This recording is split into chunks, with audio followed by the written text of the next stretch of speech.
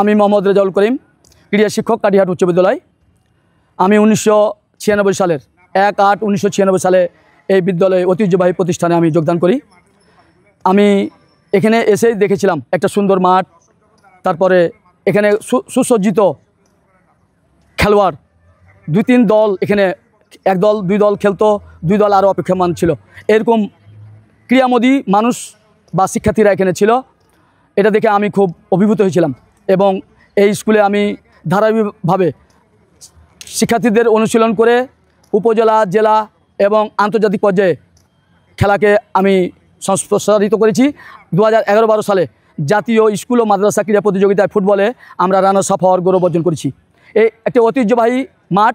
এই মাঠে অনেক নামি দামি খেলোয়াড় এসেছেন, আমি দেখেছি। বঙ্গবন্ধু কাপ থেকে শুরু করে বিভিন্ন উপজেলা এবং ইউনিয়ন পর্যায়ের খেলাগুলো প্রায় নিয়মিত হতো। এই মাঠটা সংস্কার হবে এবং প্রাথমিক বিদ্যালয়ের কাজ এবং অপরিকল্পিতভাবে কিছু সংস্কার কাজ হওয়ার কারণে আমাদের এই বিদ্যালয়ের মাঠটি সংস্কারের অভাবে দিন দিন নষ্ট হয়ে যাচ্ছে এবং এলাকার ছেলেপেলে খেলা থেকে বিমুখ হচ্ছে। তারা মোবাইলের প্রতি আসক্তি তাদের বেড়ে গেছে।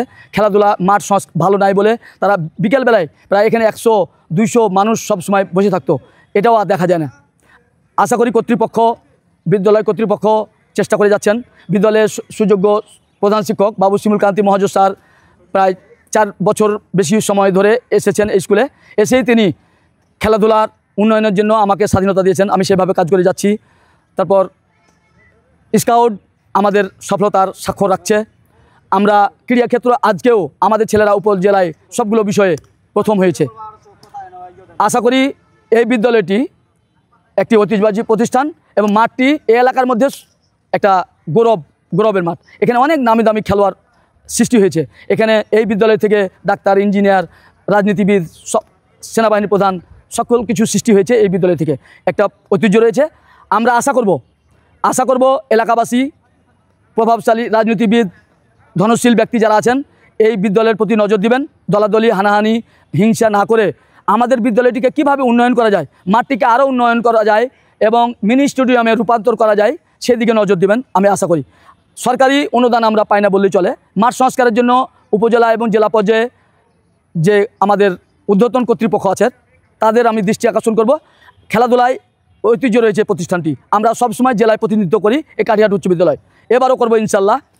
সেই জন্য আমরা আশা করব যে আমাদের যারা প্রশাসন রয়েছেন জেলা, থানা এবং জাতীয় পর্যায়ে ক্রীড়াক্ষেত্রে কাজ করেন, শিক্ষা মন্ত্রণালয়ে আছেন, সুদৃষ্টি দেবেন এই বিদ্যালয়ের প্রতি, এটাই আমি প্রত্যাশা করি। বিগত 5-7 বছর ধরে এই মাঠে কোনো খেলাধুলা হতে পারতো না।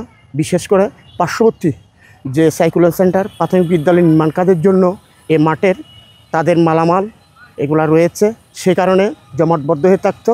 এখানে পরিবেশ, খেলাধুলার পরিবেশ, কাটিহাটের যে সুনাম রয়েছে, কাটিহাট উচ্চ বিদ্যালয়ের সুনাম, এখানে যে ক্লাবগুলো ছিল তার সুনাম, এই সুনামগুলো রক্ষার্থে এই খেলাধুলার যে অগ্রগতি সেটা খুব নিম্নগতিতে পরিণত হয়েছে, যার কারণে এলাকার এবং বিদ্যালয়ের অনেক ছাত্র বিভিন্ন অপকর্মের সাথে জড়িত হয়ে গেছে।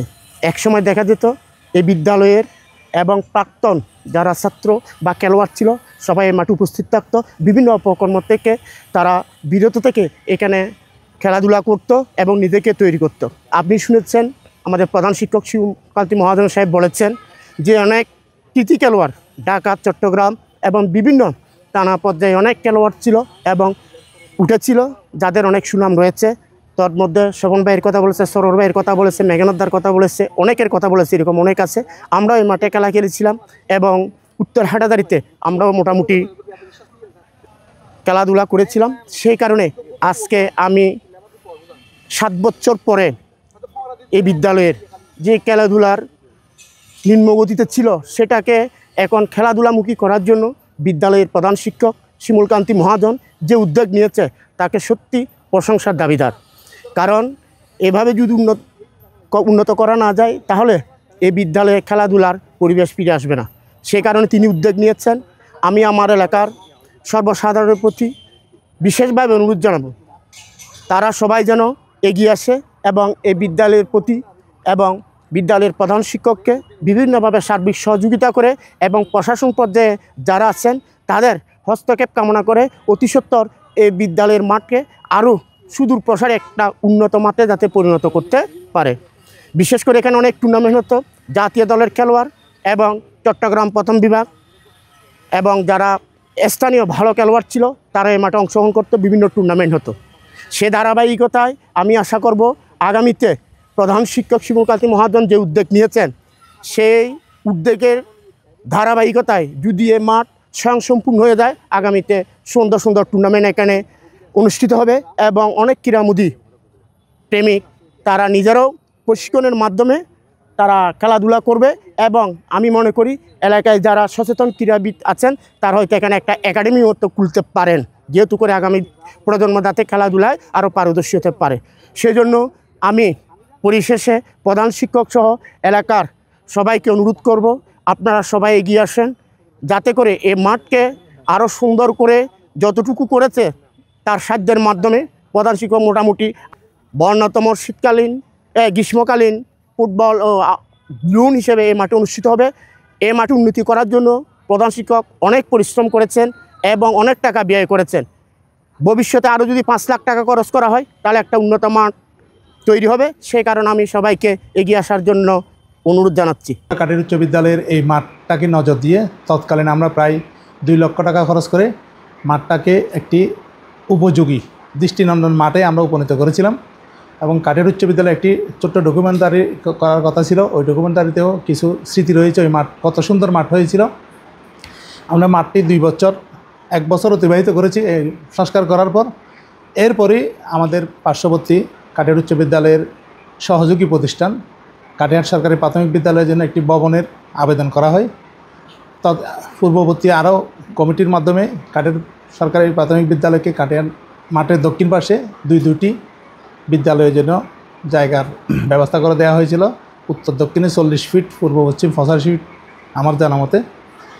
সেই বিল্ডিং যখন নির্মাণ করা হচ্ছিল তখন ঠিকাদার কর্তৃক কাটিয়ার উচ্চ বিদ্যালয়ের মাঠের দক্ষিণ পাশে যে ছোট্ট গেট ছিল সেই গেট ভেঙে ওই নির্মাণ সামগ্রী ঢুকানোর জন্য সুযোগ দেওয়া হয়েছিল এবং সয়েল টেস্ট করার জন্য মাঠের দক্ষিণ পাশে যে মধ্যখানে এখন 3য় তলার ভবন, সেই ভবনের প্রথম মাটি খনন করা হয়। সেই মাটি খননগুলা মাঠের মধ্যে কাটিয়ার উচ্চ বিদ্যালয়ের মাঠের দক্ষিণ প্রান্তে আড়াআড়ি করে পূর্ব পশ্চিমে স্তূপ করা হয়। ঠিকাদারের সাথে কথা ছিল 1 মাস পর্যন্ত সেই মাটিগুলা সেখানে থাকবে সয়েল টেস্টের জন্য। পরবর্তী যখন বালি ফিলিং করে এই মাটিগুলা আবার ভরাট করে দেওয়া হবে তখন মাঠ পরিপূর্ণ পূর্বে নিয়ে তারা ব্যবস্থা করে দেবেন। অত্যন্ত দুঃখের সাথে বলতে হয় এই করোনাকালীনের পর থেকে এই মাঠের প্রায় 6 বছর যাবৎ এই মাটিগুলো আর সরানোর কোনো সুব্যবস্থা হয়নি। বারবার ঠিকাদার প্রতিষ্ঠানের সাথে যোগাযোগ করা হয়েছে, ঠিকাদারের যিনারা তদারকি করেন ইঞ্জিনিয়ারের সাথে যোগাযোগ করা হয়েছে, সাথে সাথে প্রাথমিক বিদ্যালয়ের প্রধান শিক্ষককেও বিভিন্ন মাধ্যমে বলা হয়েছে। করতেছি এই করতে করতে প্রায় 6টি বছর কাটিয়ার উচ্চ বিদ্যালয়ের এই মাঠের বেহাল দশা। তারই ধারাবাহিকতায় পাশাপাশি আরেকটি সাইক্লোন সেন্টার সেটা নির্মাণ হয়েছে, তাও কাটিয়ার উচ্চ বিদ্যালয়ের তৎকালীন অ্যাডহক কমিটির সভাপতি জিয়াউল কুদ্দুস এবং অভিভাবক সদস্যের সমন্বয়ে সেই জায়গাটুকুর বরাদ্দ দেওয়া হয়েছিল। একইভাবে সেই বিল্ডিংয়ের কাজ করতে গিয়ে মাঠের নির্মাণ সামগ্রী থেকে শুরু করে মাটি থেকে শুরু করে যা আছে সব কিছুই মাঠের মধ্যে দীর্ঘকাল থাকার কারণে মাঠের পশ্চিম পাশে যে ড্রেনের পানি যাওয়ার জন্য দক্ষিণ পাশে একটি ফাঁকা ড্রেন ছিল মাঠের অর্ধেক পর্যন্ত, পূর্ব পাশে যে ড্রেন ছিল সেটা এমনি মাটির ড্রেন ছিল, ওই মাটির উপর দিয়ে পানিগুলো যেত। পরবর্তীতে এই বিল্ডিংটা করার জন্য যখন সেখানে মালামাল আনার জন্য একটি রাস্তার প্রয়োজন হয়েছিল তখন দেখা গেছে সেখানে সুবিশাল একটি রাস্তা ব্রিক সেলেন করে করা হয়েছিল। এই রাস্তাটার অর্ধেকের বেশি মাঠের জায়গাতে রয়েছে। এরপরও যেহেতু মাঠের মধ্যে অসংখ্য নির্মাণ সামগ্রী রয়েছে এবং মাঠের মধ্যে মাটির স্তূপ রয়েছে, ওই গাড়ি চলাচলের জন্য কোনো প্রকারের কোনো বাধা দেওয়া হয়নি এবং সুন্দর করে 2টি বিল্ডিংয়ের কাজ যাতে সুচারুরূপে সম্পন্ন হয় সেই ব্যবস্থা ছিল বিধায় আজকের এই বিল্ডিংগুলো এই পর্যন্ত শেষ হতে পেরেছে। এখন মনে করি আর বাড়ি কোনো জিনিস মাঠে আসার কোনো প্রয়োজন নেই। বিল্ডিংয়ের যে নির্মাণ সামগ্রী সেই নির্মাণ সামগ্রী যদি অতি দ্রুত সরানো হয়। মাঠের উত্তর পাশে যেভাবে একটি ড্রেন রয়েছে, ওই ড্রেনের উপর দিয়ে কাটিহার মহিলা কলেজ, কাটিহার বালিকা বিদ্যালয়, কাটিহার স্কুল এবং বাজারের কিছু সংখ্যক লোক এই ছোট্ট রাস্তা দিয়ে চলাচল করে। ঠিক একইভাবে দক্ষিণ পাশেও যদি একটি ড্রেনের ব্যবস্থা করে দেওয়া যায় এবং ড্রেনের উপরে উত্তর পাশে যেভাবে স্ল্যাব আছে সেভাবে স্ল্যাব দিয়ে মাঠের গোলপোস্ট থেকে উত্তর দিকে যেটুকু জায়গা আছে, গোলপোস্ট থেকে ঠিক দক্ষিণে ততটুকু জায়গার সমন্বয়ে মাঠকে যদি আরও গোছানোভাবে সংস্কার করা যায়, তবেই হবে অতীতের যে গৌরব কাটের উচ্চ বিদ্যালয়, সেই গৌরব ফিরে আসা সম্ভব। এবং কাটের উচ্চ বিদ্যালয় মাঠে অসংখ্য সেই টুর্নামেন্টগুলো হতো, সেই টুর্নামেন্টগুলো হওয়ার সুসম্ভাবনা রয়েছে। আশা করি এই বর্তমান প্রধান শিক্ষক যে সুন্দর আয়োজন করেছেন, উদ্যোগ নিয়েছেন, আমিও বেশ কয়েকদিন স্যারের সাথে ছিলাম এই কাটিহার উচ্চ বিদ্যালয়ের মাঠকে সংস্কার করার জন্য। আসলে যেই সংস্কার বর্তমানে আমরা দেখতে পাচ্ছি, সাময়িক শুধুমাত্র এই গ্রীষ্মকালীন খেলাগুলো পরিচালনা করার জন্য ছোটো ছেলেরা খেলতে পারবে ওই উপযোগী মাঠটুকু হয়েছে, এটুকুতে আমি পরিপূর্ণ সন্তুষ্ট নয়। আমি চাই কাটিহার উচ্চ বিদ্যালয়ের মাঠ অতীতে যেভাবে ছিল অক্ষতে সেইভাবে থাকবে, এবং একটি পরিকল্পনা ছিল, মাস্টার প্ল্যান ছিল কাটিহার উচ্চ বিদ্যালয়ের মাঠকে আন্তর্জাতিক মানে পরিণত করার জন্য। এখন বর্তমানে যে মাঠ আছে সেই মাঠও কিন্তু আন্তর্জাতিক মাপ অনুসারে নেই। এমন অন্যান্য প্রতিষ্ঠান থেকে, অন্যান্য মাঠ থেকে এই মাঠ সুবিশাল বড়। তো সেটাও যদি সম্ভব হয়, এলাকাবাসী এবং যারা ক্রীড়ামতী মাঠকে নিয়ে পাবেন, মাঠের অবস্থা বুঝেন, মাঠের দরদি, তারা যদি অগ্রসর হয়, অগ্রণী ভূমিকা পালন করেন, আমি করে অচিরেই কাটিহার উচ্চ বিদ্যালয়ের মাঠকে একটি মানসম্মত মাঠে পরিণত করা সম্ভব হবে। এবং এই মানসম্মত মাঠ পরিগণিত করার জন্য যা সহযোগিতা প্রয়োজন, আমরা এলাকাবাসী এবং অভিভাবক সদস্য যদিও অতীত ছিলাম, এখন কাটিহার উচ্চ বিদ্যালয়ের আজীবন দাতা সদস্য হিসেবে আছি। যখনই আমাদের থেকে কোনো সহযোগিতা আশা করবে স্কুল, আমরা সবসময় এই সহযোগিতা দেব। মাঠকে একটি আধুনিক মাঠে পরিণত করার জন্য আমাদের চেষ্টা অব্যাহত রাখবো বলে আমি দৃঢ় বিশ্বাস রাখি। কাটিহার স্কুলের মাঠটি কিন্তু ঐতিহ্যবাহী মাঠ। এই মাঠে বাংলাদেশের জাতীয় দলে যারা নেতৃত্ব দিয়েছিল, তারা এই মাঠে বিভিন্ন চট্টগ্রামে বিভিন্ন ক্লাবের হয়ে এই মাঠে খেলে গিয়েছেন।